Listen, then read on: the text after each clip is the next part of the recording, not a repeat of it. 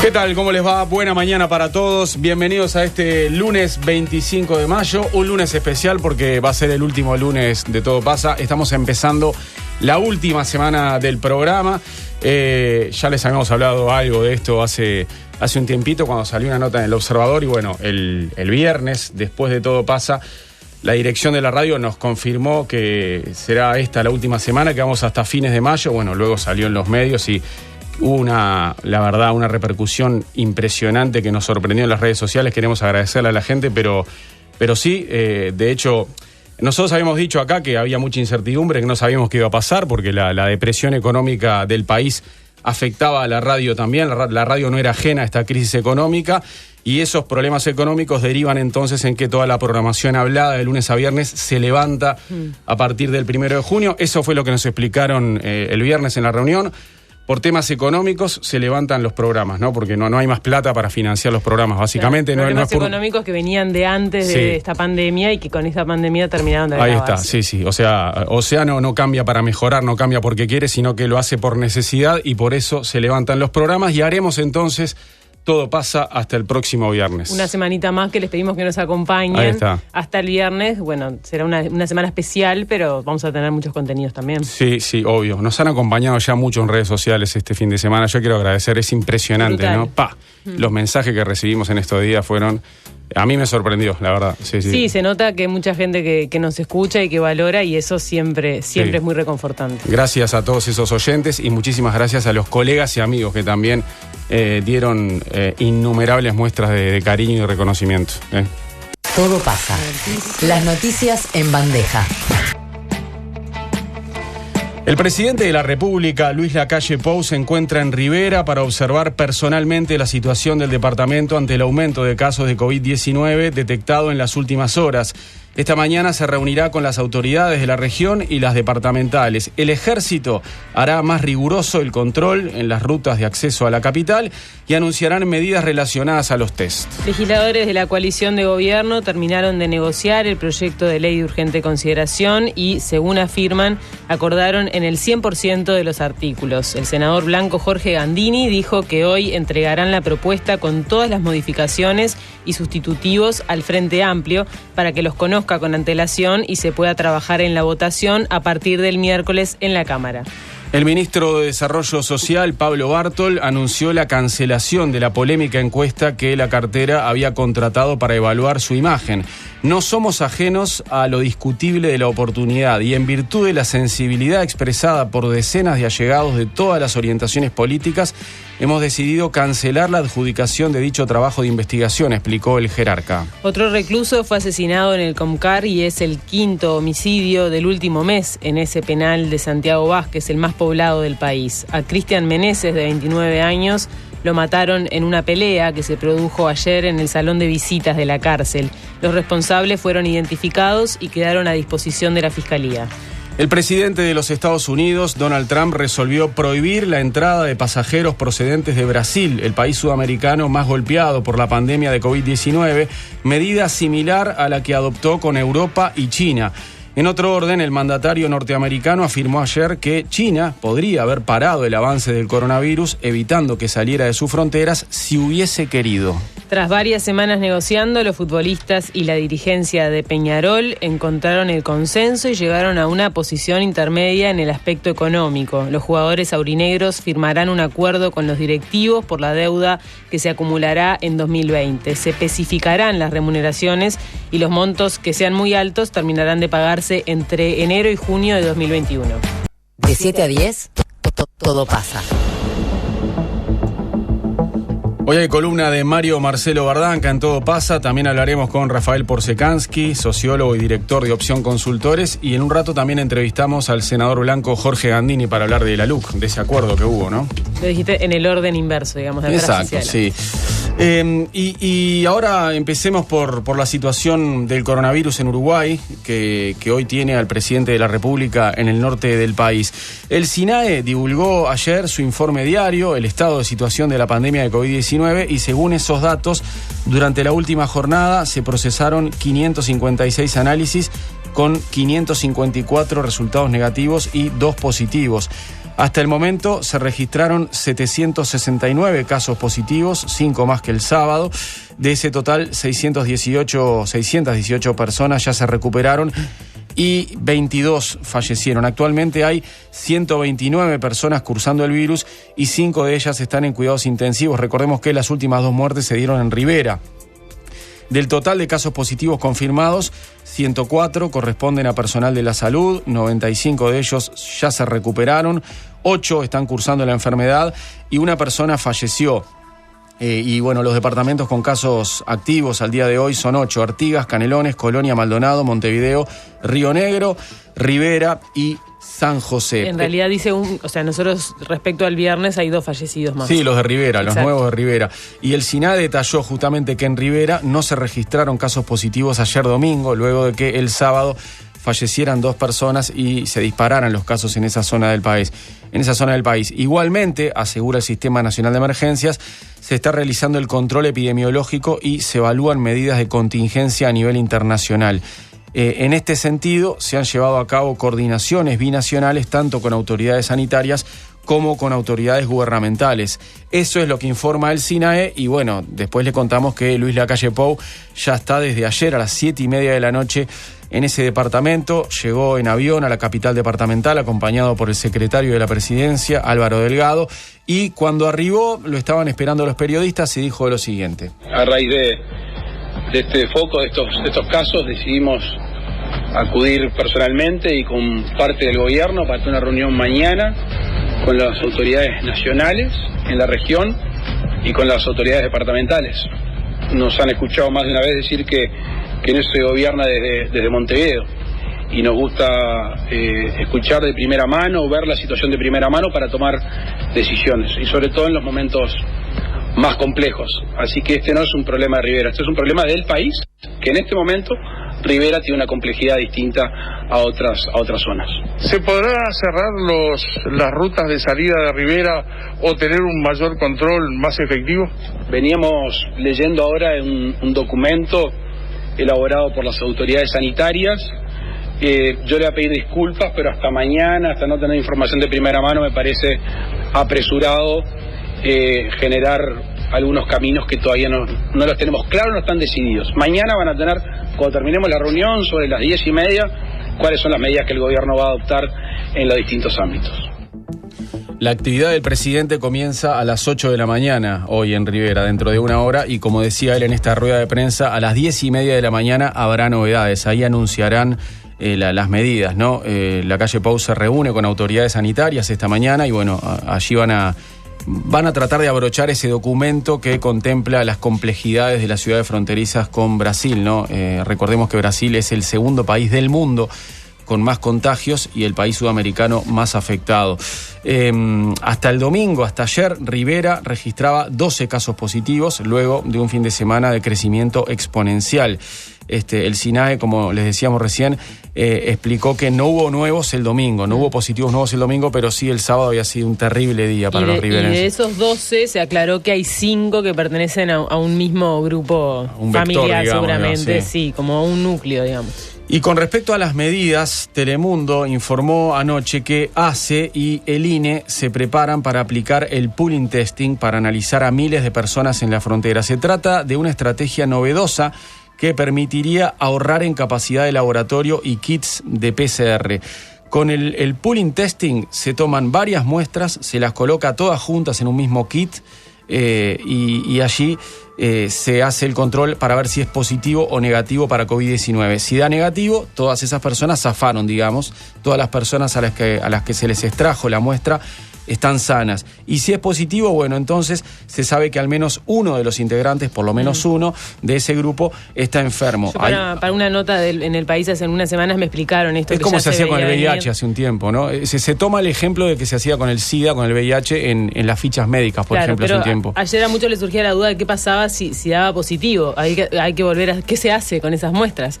En realidad lo que se hace es un sistema de subpools, digamos. Claro. Que se hacen como distintas mesas de análisis que después se reúnen todas y se hace. Si da negativo se descartan todas, pero si da positivo se va como a los subgrupos de muestras y entonces se puede ir. No es que hay que hacer todo de vuelta, sino que hay un sistema como para también que igual igual signifique un abaratamiento de los costos. Bueno, en este caso lo que informaba Telemundo ayer es que van a ir todos en cuarentena, los de ese grupo, o sea, ahí se sabe que uno de los integrantes del grupo está enfermo, van a cuarentena, se los vuelve a hisopar en grupos más chicos o individualmente, y si se hicieran grupos de 10 personas, por ejemplo, con 1.000 kits de PCR se podrán testear a 10.000 personas. Este es un ahorro importante de capacidad de laboratorio y es lo que seguramente anunciarán hoy.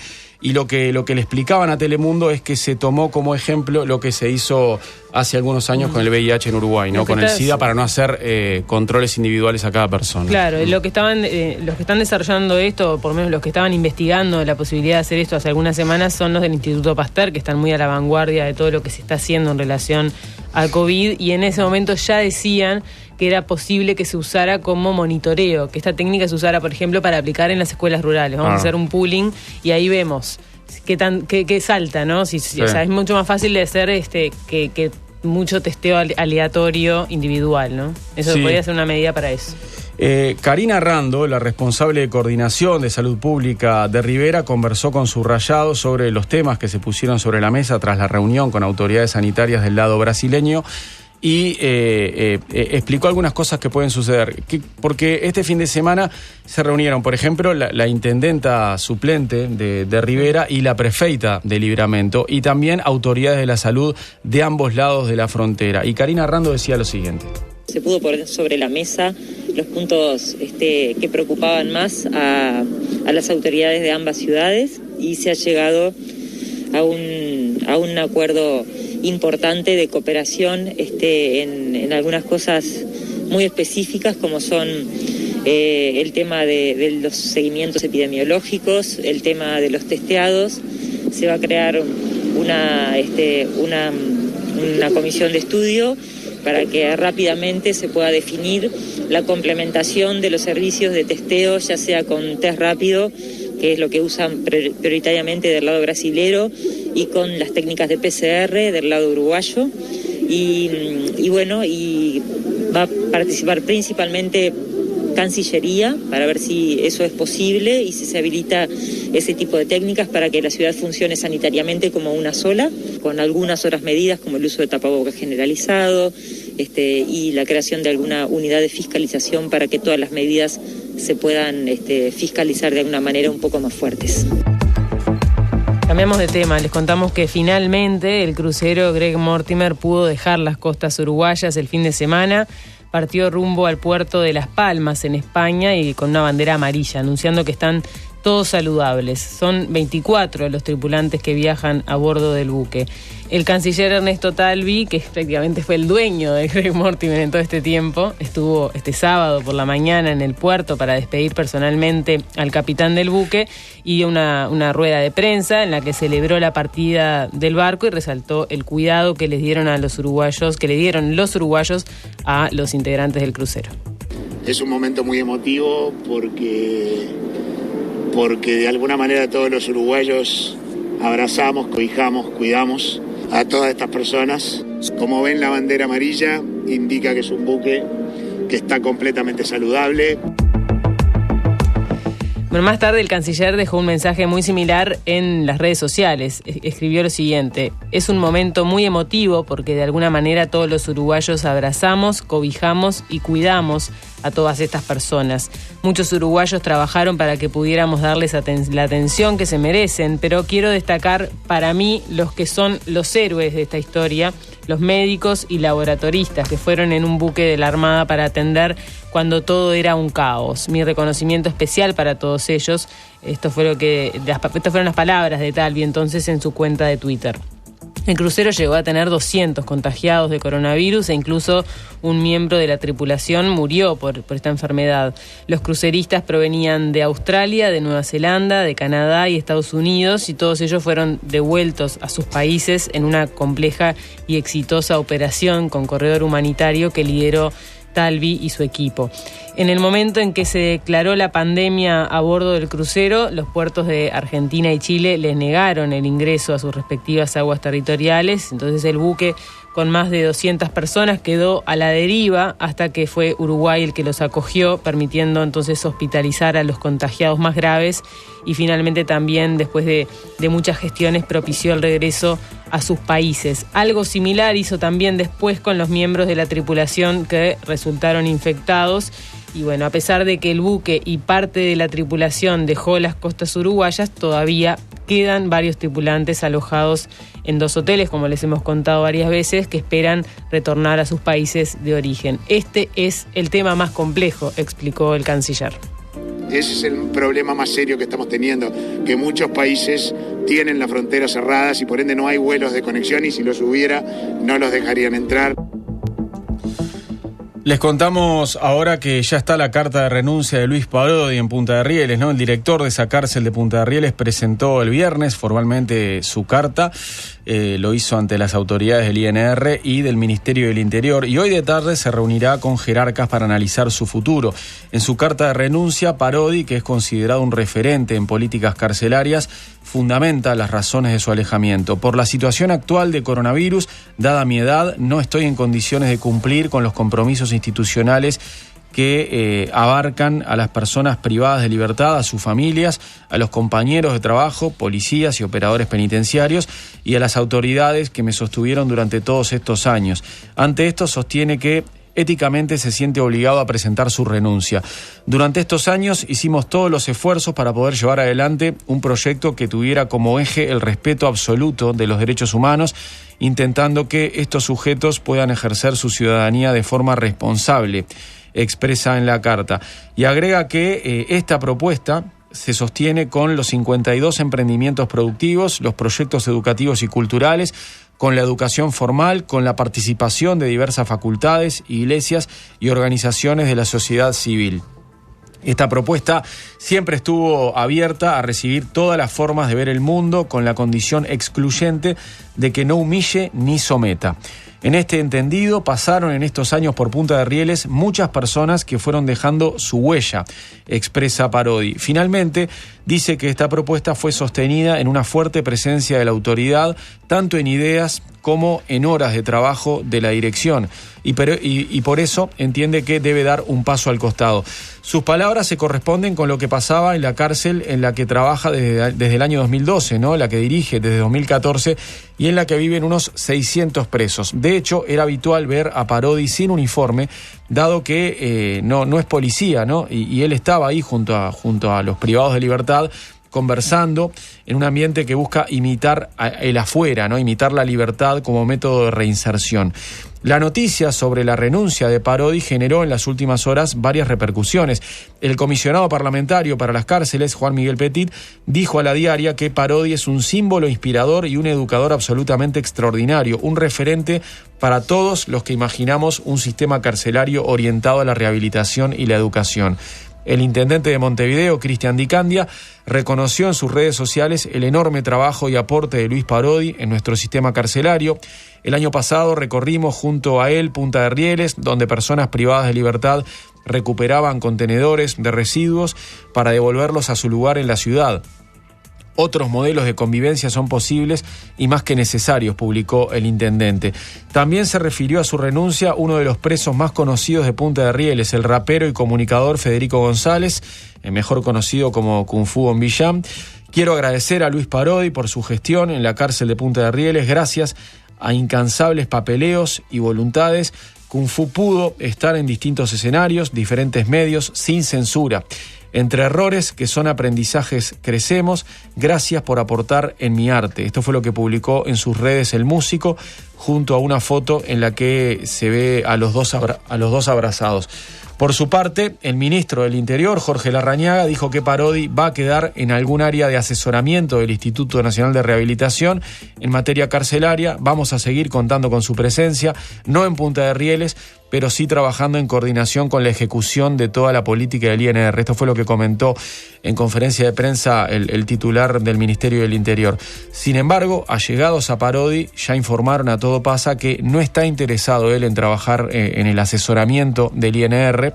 De todas maneras, esta tarde, después de la reunión que mantenga Parodi con las autoridades, se conocerá bien cuál será el destino del exdirector de la cárcel de Punta de Rieles. Pasamos a otro tema. Se vienen muchos problemas en el sistema de salud a raíz de la pandemia, sobre todo en relación al financiamiento del sistema. ¿Por qué? Bueno, porque el aumento del desempleo, que en febrero fue de 10,5%, aún no se conocen los datos de marzo en adelante, pero es esperable que haya un incremento por estos 200.000 que hoy se encuentran en seguro de paro, parcial o total, cuando antes de la pandemia eran 40.000. Y este es un sistema muy atado al empleo. Si el desempleo sigue aumentando, o sea, si sigue el curso previsible, Rentas Generales deberá poner más dinero del que ya pone para financiar el FONASA, que es deficitario, es un sistema deficitario, y es esperable que haya también un importante trasiego de usuarios de las mutualistas a ACE. Todo esto está planteado en una muy buena nota que hizo mi compañero Carlos Tapia en el diario El País de ayer. Para hacerse una idea, en 2011 el 4,9% del dinero del FONASA salía de Rentas Generales, mientras que en 2019, 8 años después, esa cifra pasó a ser 23,6%. O sea, de 4,9 a 23,6 es el dinero que proviene de Rentas Generales. Los números rojos entonces pasaron de ser 65 millones de dólares a 716 millones. Es 1,2% del PBI aproximadamente.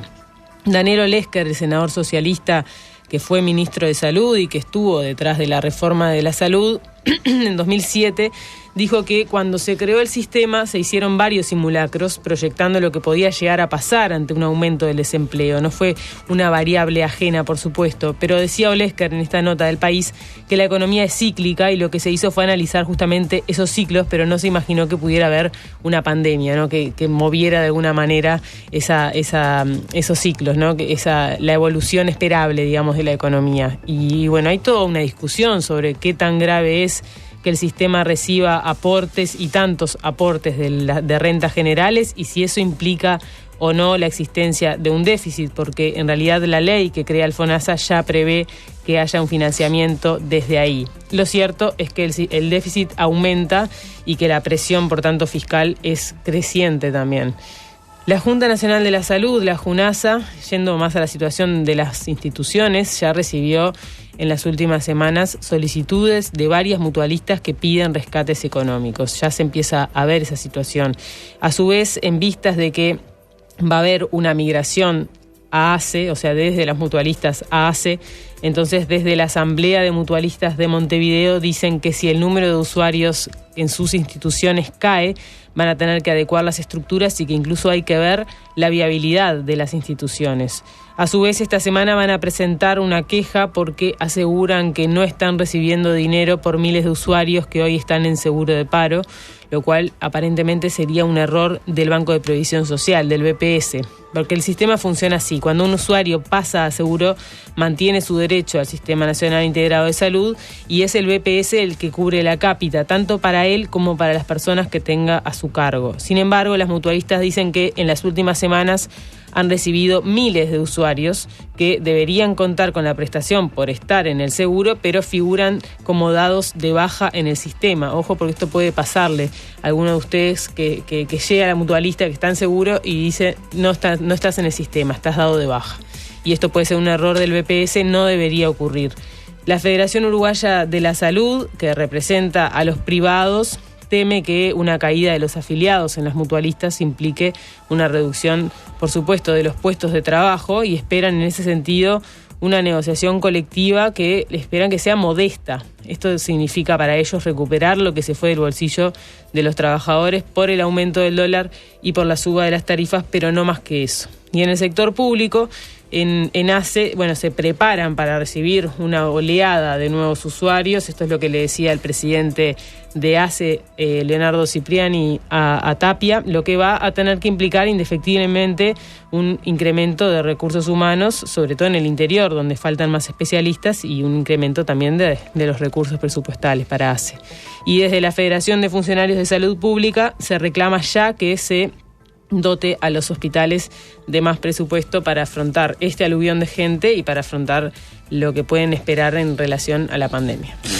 Hablemos un poco del estado de salud de Danilo Astori. La diputada Claudia Hugo, diputada del Frente Amplio y esposa de Astori, se expresó sobre el tema en Twitter. Esta madrugada, en su cuenta, escribió lo siguiente.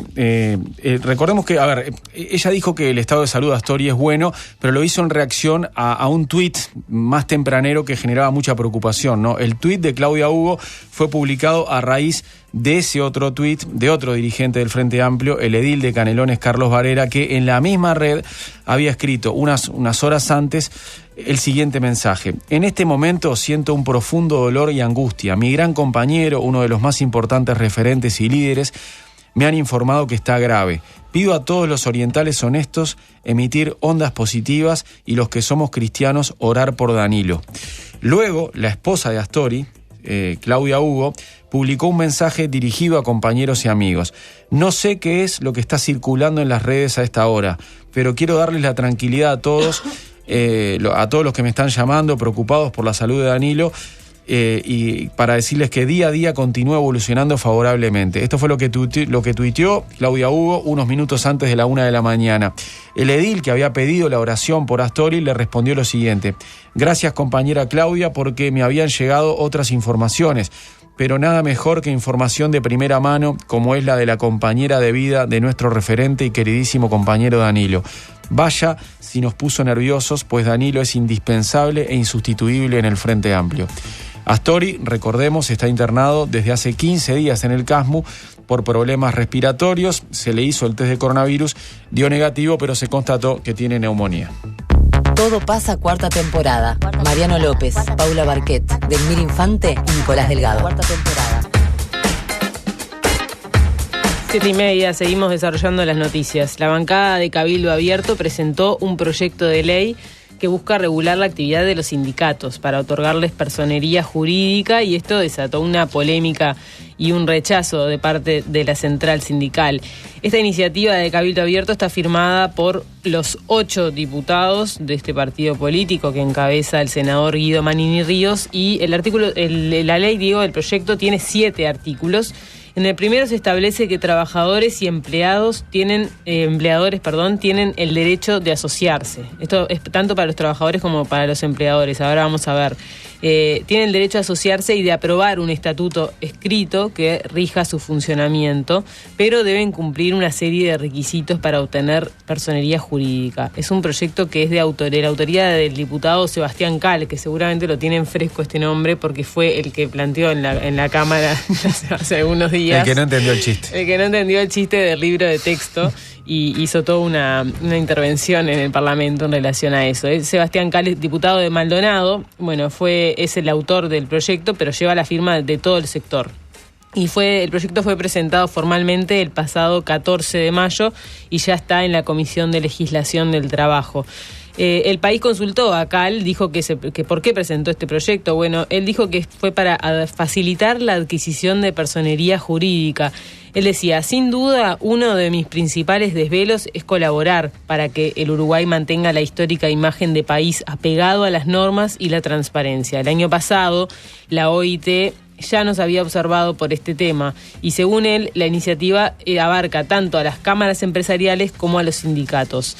Y en ese sentido recordó que él ya ha escuchado varias veces a Fernando Pereira, el presidente del PIT-CNT, manifestarse a favor de que los sindicatos tengan personería jurídica. En sus palabras, adquirir personería jurídica para el PIT-CNT, en las palabras de Cal, quiero decir, rompe con una vieja tradición anarquista de la central sindical. Uruguay no se puede dar el lujo de estar en una lista de OIT que exhibe a nuestro país como un estado donde los trabajadores son representados por una organización que parece el Vaticano, como una república independiente con leyes propias y prácticas que no permiten controles externos. Consideró el diputado de Cabildo Abierto que la norma no obliga a obtener personería y afirmó que los requisitos que se establecen en el proyecto son fáciles de cumplir. Además dijo que si no se cumplieran y si no se obtuviera la personería, no pasaría nada. Dice, seguirán perdiendo la credibilidad de la gente como lo vienen haciendo desde hace ya un tiempo, pero capaz no les interesa. Ahí, esas eran las palabras de Cal, que dicen desde el PIT-CNT. Bueno, el presidente de la central, Fernando Pereira, también habló con El País y le expresó su rechazo cabal a este proyecto. Según él, se hizo a espaldas del movimiento sindical, desconociendo los mecanismos de diálogo. Es una clara iniciativa antisindical que vulnera la Constitución de la República, decía Pereira. Esto merece nuestro rechazo y partimos de la base de que el vallismo jamás aprobaría un proyecto de este tipo y que el nacionalismo tampoco, anticipándose en definitiva que esto no va a reunir consenso. De acuerdo a su opinión, esta iniciativa es un abuso y como tantos abusos puede caer en el olvido o transformarse en un riesgo democrático. Así decía Pereira. También agregaba que la OIT entiende que se debe generar un diálogo social para establecer las condiciones que permitan a los sindicatos acceder a la personería jurídica y se mostró dispuesto a participar de alguna iniciativa que lleve adelante el Ministerio de Trabajo en ese sentido. O sea, lo saca del Parlamento y lo lleva al Ejecutivo. Dijo que este proyecto lo que intenta es reglamentar la actividad sindical y que eso claramente va contra el derecho de la autonomía colectiva. Esto suena más a una provocación de un sector político, dice Pereira, con ciertos prejuicios hacia los trabajadores organizados, que a la buena intención que podría tener una parte del legislativo para tomar una decisión que favoreciera la posibilidad de contar con personería jurídica.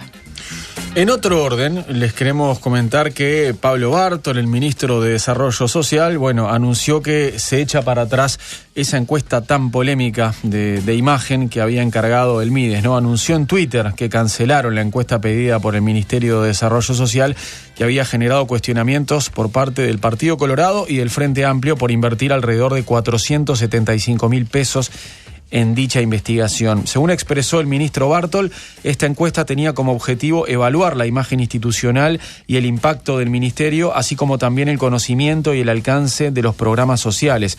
Por este motivo fue que las autoridades resolvieron encargar dicha investigación social manejándose con datos internos y de opinión, aseguró Bartol. Ante la crisis sanitaria que transita el país por el nuevo coronavirus COVID-19, Bartol explicó que surgió cierta controversia acerca de la oportunidad de invertir en esa herramienta de investigación. Por este motivo y en virtud de la sensibilidad expresada por decenas de allegados de todas las orientaciones políticas, hemos decidido cancelar la adjudicación de dicho trabajo de investigación. Esto fue lo que concluyó Pablo Bartol en un hilo de Twitter, ¿no? Fue en esa red social que explicó entonces que quedaba abortada esa encuesta. Otro tema, el empresario Ariel Pfeffer, integrante de Endeavor, fue imputado por explotación sexual de menores en el marco de la Operación Océano, de la que ya les hemos contado. Fue suspendido este fin de semana del Partido Digital, del cual era integrante y había formado parte de la lista de representantes en las últimas elecciones internas. El Partido Digital emitió un comunicado en el que explica que ante los hechos judiciales que involucran a su afiliado, decidió enviar los antecedentes al Tribunal Partidario de Disciplina y suspender sus derechos en forma preventiva, al tiempo que repudiaron los hechos por los que el empresario es investigado penalmente. Pfeffer, a su vez, presentó, previo a esta decisión, su renuncia a la mesa ejecutiva del partido, la cual fue aceptada por el resto de los integrantes. Y previo a que trascendiera públicamente su nombre en redes sociales, esto fue la semana pasada, Ariel Pfeffer tuvo visibilidad por ser uno de los voceros de la campaña Nos Cuidamos Entre Todos, eso que terminó con una donación de más de $4 millones al Fondo Coronavirus. Por otra parte, el Piso 40, este club formado por un grupo de empresarios ejecutivos que tienen una sede en el último piso del World Trade Center, también emitieron un comunicado informando sobre la desvinculación de Pfeffer a ese grupo. Según el comunicado que difundió el periodista Gabriel Pereira ayer, Ariel Pfeffer presentó renuncia a su cargo de director del Piso 40 de forma irrevocable. la cual fue aceptada también por el directorio en el mismo acto, y las razones presentadas en su renuncia fueron de estricta índole personal. Y a propósito de este tema, Laura Raffo, la candidata a la Intendencia de Montevideo por la coalición multicolor, recordemos, ¿no? En los hechos, va a ser candidata de toda la oposición de Montevideo, de todo el oficialismo a nivel nacional, pero legalmente es la candidata del Partido Independiente, ¿no? Porque van a ir bajo ese paraguas. Pero bueno, Laura Raffo, que es la mujer que irá por la Intendencia de Montevideo por la coalición de gobierno, denunció ser víctima de una campaña sucia por redes y por WhatsApp también. En un comunicado publicado en Twitter, Laura Raffo denunció que en diferentes plataformas virtuales se maneja que uno de los presuntos involucrados, en este caso de la llamada Operación Océano, era o es su pareja, lo cual afirma es una mentira. Laura Raffo manifestó haber identificado a quienes están detrás de lo que asegura es una difamación e informa que ya realizó la denuncia correspondiente en el Departamento de Delitos Informáticos de Crimen Organizado, Interpol. En otro párrafo del comunicado, lamenta Raffo que existan personas que intenten sacar rédito electoral a partir de un tema tan repudiable como es el abuso de mujeres menores de edad. Ante la campaña sucia de la que soy víctima a través de redes y WhatsApp, informo que hoy radiqué ya la denuncia en el Departamento de Delitos Informáticos de Crimen Organizado y ya se asignó fiscal del caso. Y bueno, después ella agrega su declaración. Otro tema, les contamos que tras un enfrentamiento con armas blancas durante el horario de visita, un joven de 29 años privado de su libertad en la unidad 4 del Instituto Nacional de Rehabilitación, en el ex Comcar, falleció después de sufrir una herida de gravedad y después de haber sido trasladado al Hospital Maciel. Se trata de Cristian Adrián Meneses Fernández. Según pudo saber La Diaria, los presuntos autores ya fueron identificados y serán sometidos a la justicia. En otra pelea en el módulo 4, también durante el horario de visitas, hubo otro herido de gravedad que fue trasladado y su pronóstico es por ahora reservado. Cristian Meneses es el quinto fallecido en el Comcar en lo que va del mes. Los homicidios anteriores fueron todos en el módulo 11, el espacio que puede catalogarse como de mayor complejidad hoy día en el complejo penitenciario. Todo pasa, cuarta temporada. César Sanguinetti, Fernando Pereira, Mario Bardanca y Nicolás Bagatini. Cuarta temporada. Las columnas en Todo pasa. El tiempo pasa. Todo pasa.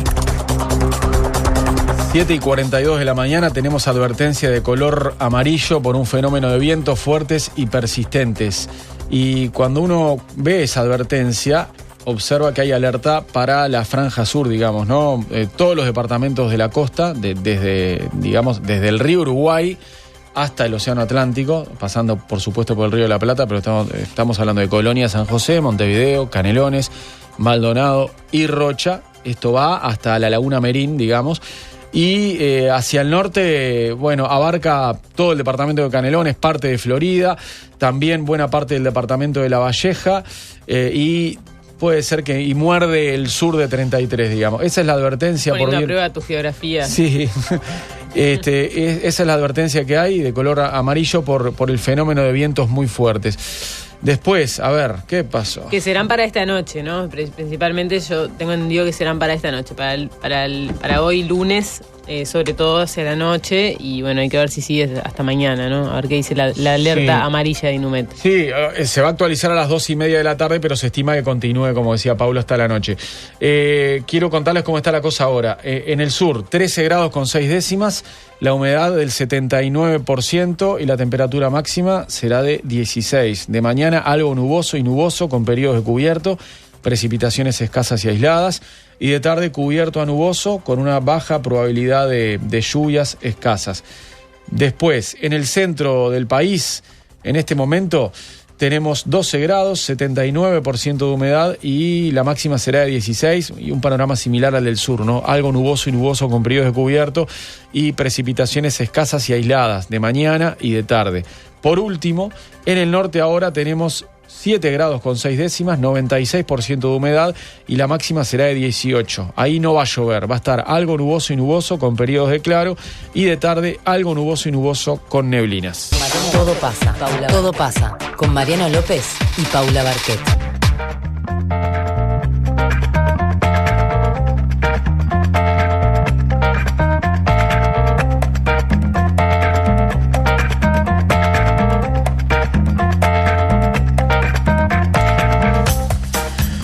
La Intendencia de Montevideo puso en marcha ayer domingo por primera vez la propuesta de convertir en peatonal una senda de la Rambla para aumentar los metros de espacio público y fomentar el distanciamiento físico sostenido al aire libre.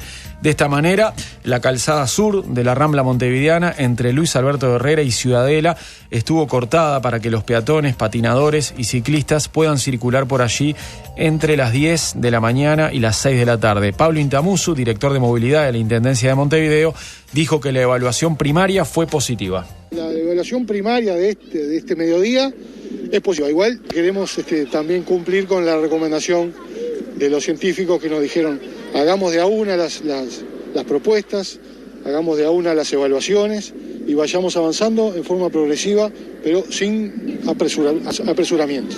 Es apropiarnos del espacio público, ganarle espacio al automóvil, que sea todo el espacio. Si lo dejamos un domingo, un sábado, lo vamos a hacer el próximo sábado, el 18 de julio. Vamos paso a paso, vamos evaluando y seguramente esto va a dar muchos resultados. La Intendencia informó que aplicará esta propuesta todos los domingos, al menos mientras dure la emergencia sanitaria. Una medida similar se tomará los sábados a partir del próximo 30 de mayo en 18 de julio. Esto se los contamos la semana pasada. Va a ser entre Ejido y Julio Herrera Lloves. Allí se intentará hacer un paseo a cielo abierto, con los comercios abiertos, esta vez desde las 13 y hasta las 17:30, algo que fue acordado entre la Comuna Capitalina y el Grupo Centro. La Intendencia aprobó y publicó en las últimas semanas un protocolo que refiere al uso de los espacios públicos durante la emergencia por coronavirus. Según ese documento, está prohibida la práctica de deportes en modalidad colectiva, así como el uso de las estaciones saludables, los juegos infantiles y cualquier otro tipo de mobiliario urbano. Para la práctica de actividades al aire libre, los expertos recomiendan mantener una distancia de 2 a 4 metros para caminar, 10 metros para correr y 20 metros para andar en bicicleta. Esto era lo que estaba justo ayer en los carteles de la Rambla, que además agregaban desde ayer que se use la Rambla, lo que es vereda de la Rambla, solo para caminar. Ayer ya los carteles decían: por favor, montevideanos, Rambla solo para caminar. Y lo que era bicicleta, todo, que fuera por la calle, ¿no? Por la que se habilitó como peatonal, digamos, para separar, ¿no? Bicicleta, patines, monopatines, etc. Todo eso por la calle, por la calle motores, que se transformó en peatonal, y Rambla solo para caminar o para correr, obvio. Bien. Un grupo de vecinos del balneario San Luis, en Canelones, cortó ayer una de las sendas de la ruta interbalnearia. Esto fue a la altura del kilómetro 62 y fue para reclamar por mayor seguridad ante lo que dicen los vecinos que es una ola de robos a casas que hubo en los últimos días. Estuvieron con pancartas y con carteles ocupando entonces la media calzada de la interbalnearia. Según el testimonio de vecinos que recogió el Canelones Ciudad Portal, no hay suficiente patrullaje en el balneario y los móviles se mandan desde Cuchilla Alta, un balneario que queda a unos 10 kilómetros más hacia el este. Los vecinos denunciaron que si bien en verano se refuerza la seguridad en la zona, con personal de la Guardia Republicana y del Programa de Alta Dedicación Operativa, el PADO, una vez que termina la temporada, la situación empeora rápidamente. Y esta no es la primera vez que se manifiestan los vecinos de este balneario. En enero también cortaron la ruta, reclamaron por más seguridad y este reclamo viene desde hace años. De hecho, en 2018, el expresidente Tabaré Vázquez, que suele veranear allí, visitó el balneario para reunirse con un grupo de vecinos que le había mandado una carta para expresarle el problema. Los manifestantes que estuvieron ayer en la ruta cortaron el tránsito desde las 17 horas, con cortes parciales y por momentos totales, con vehículos circulando a paso de peatón. Según el observador, los cortes provocaron un enlentecimiento de la circulación de alrededor de 4 kilómetros. La decisión que tomó Donald Trump ayer en Estados Unidos, reitera lo que había hecho su país con la Unión Europea y con China. ¿Qué hizo Trump? Anunció que suspende la entrada a cualquier persona que haya estado en Brasil en los últimos 14 días. La proclamación dice esto: he determinado que es de interés para Estados Unidos tomar medidas para restringir y suspender la entrada al país tanto de inmigrantes o no inmigrantes, de todos los extranjeros que estuvieron físicamente presentes en la República Federativa del Brasil durante el periodo de 14 días anterior a su entrada o intento de entrada en Estados Unidos. La medida tiene como objetivo limitar la propagación del coronavirus que llega a Estados Unidos desde Brasil, el país que ahora tiene la segunda mayor cantidad de casos en todo el mundo. A las 5 de la tarde de ayer, Brasil tenía 347.398 casos confirmados de COVID-19. La secretaria de prensa de la Casa Blanca, Kayleigh McEnany, dijo que la instrucción del presidente tiene como objetivo ayudar en la prevención para proteger a Estados Unidos. Hoy el mandatario tomó medidas decisivas para proteger a nuestro país al suspender la entrada de extranjeros que han estado en Brasil durante las últimas 2 semanas. Esto fue lo que afirmó ella en un comunicado. La acción de hoy ayudará a garantizar que los ciudadanos extranjeros que han estado en Brasil no se conviertan en una fuente de infecciones adicionales en nuestro territorio. Recordemos que aparte Estados Unidos es el peor país del mundo, ¿no? En este sentido, el más golpeado y el que tiene más casos positivos y más muertos. Y agregó la secretaria de prensa, estas nuevas restricciones no se aplican al flujo de comercio entre Estados Unidos y Brasil. Y a propósito de los hermanos norteños, llega desde el país vecino una información que realmente es trágica para las comunidades indígenas, ¿no? Lejos de los hospitales y a menudo sin infraestructura básica, los indígenas de Brasil están muriendo a un ritmo alarmante por COVID-19 y con poca ayuda a la vista, además. La tasa de mortalidad, informa CNN, es el doble que la del resto de la población brasileña, según el Grupo de Defensa Articulación de los Pueblos Indígenas de Brasil. Este grupo va haciendo su propio conteo, ¿verdad? Y rastrea el número de casos y muertes entre los 900.000 indígenas que tiene Brasil. La APIB ha registrado más de 980 casos confirmados oficialmente de coronavirus y al menos 26 muertes. Esto sugiere una tasa de mortalidad del 12,6% en comparación con la tasa nacional. Si bien la Secretaría Especial de Salud Indígena del Ministerio de Salud ha reportado solo 695 casos, lo que dicen desde esta asociación es que puede ser todo mucho peor y que hay un subregistro. Los indígenas que se han mudado a ciudades más grandes o áreas urbanas para estudiar o buscar trabajo pueden terminar en condiciones de vida precarias, con pocos servicios públicos, lo que aumenta su vulnerabilidad a los problemas de salud. Mientras tanto, aquellos que viven en áreas remotas pueden no tener servicios básicos de saneamiento y salud, y esto puede ser absolutamente trágico, ¿no? Por ejemplo, un niño de 15 años de una aldea remota en el Amazonas fue uno de los primeros indígenas brasileños en morir por COVID-19 en abril, ¿no? O sea, la primera víctima fatal fue un chiquito, un niño, un adolescente de 15 años. El coronavirus se ha aprovechado de años de negligencia pública, dijo Dinamán Tuya, coordinador ejecutivo de APIB y miembro del pueblo Tuyá en el noreste de Brasil. Nuestras comunidades a menudo se encuentran en regiones remotas e inhóspitas sin acceso ni infraestructura. Dijo que en la comunidad Tuyá, compuesta por 1.400 personas, no hay hospitales y la emergencia o la policlínica más cercana está a 4 horas y media en coche. Su principal forma de prevención ha sido el aislamiento completo. Ante la pandemia no hemos tenido muchas opciones, dijo. Nos hemos aislado por completo, establecimos barreras, nadie tiene permitido entrar e intentarnos evitar que alguien salga. Hasta ahora no ha habido ningún caso confirmado en nuestra comunidad, pero sé que no podremos aguantar mucho tiempo así. Dice, más de 60 comunidades indígenas ya confirmaron casos de COVID-19, muchos de ellos en la región amazónica, donde las personas solo pueden llegar a los hospitales en barco o en avión.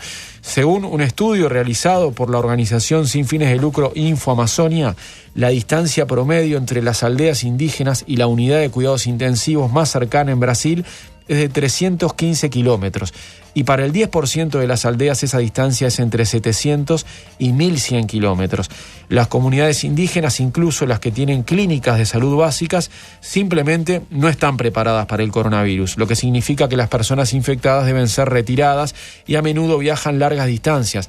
Esto lo dijo Joenia Wapichana, que es la primera congresista indígena de Brasil. Y agregó, cuando llegan allí tienen que competir por hospitales camas de terapia intensiva, respiradores, porque simplemente no hay suficientes. Los estados del norte y noreste han estado entre los más afectados por el coronavirus en Brasil.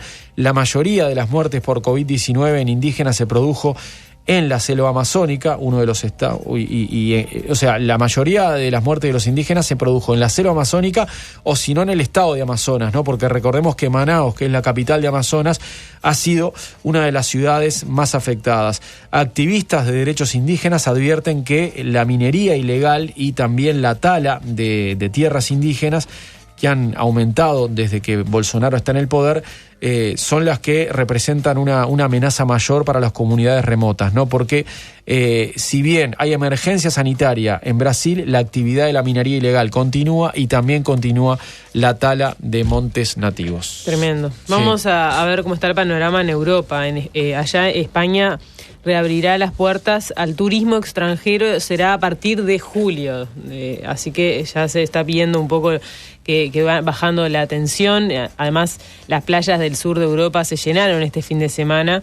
Después de largos meses de confinamiento, empieza a haber calor en Europa y de a poco los europeos van a poder disfrutar del turismo, aunque va a ser bajo vigilancia. Hay que ver si retiran esa cuarentena de 14 días para los extranjeros, que es clave, ¿no? Lo van a tener que hacer porque si no se funden algunos centros turísticos. Imagínate, planifica tus vacaciones, las primeras 2 semanas encerrado en el hotel. Sí, es difícil.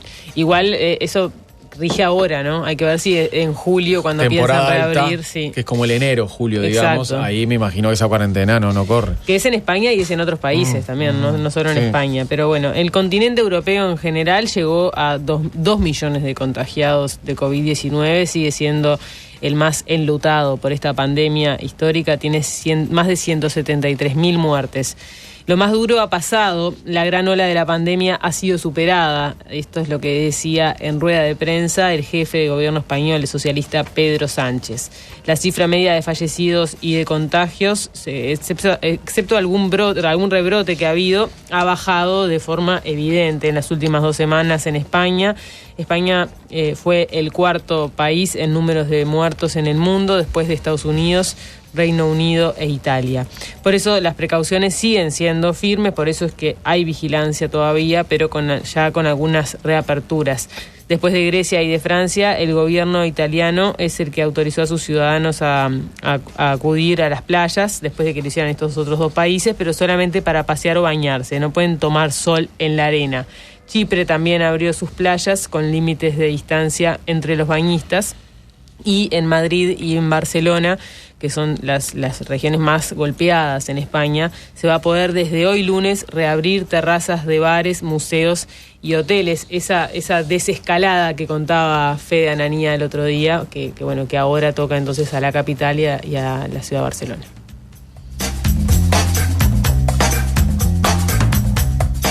Con Mariano Todo pasa. Todo pasa. Con Mariano López y Paula Barquet.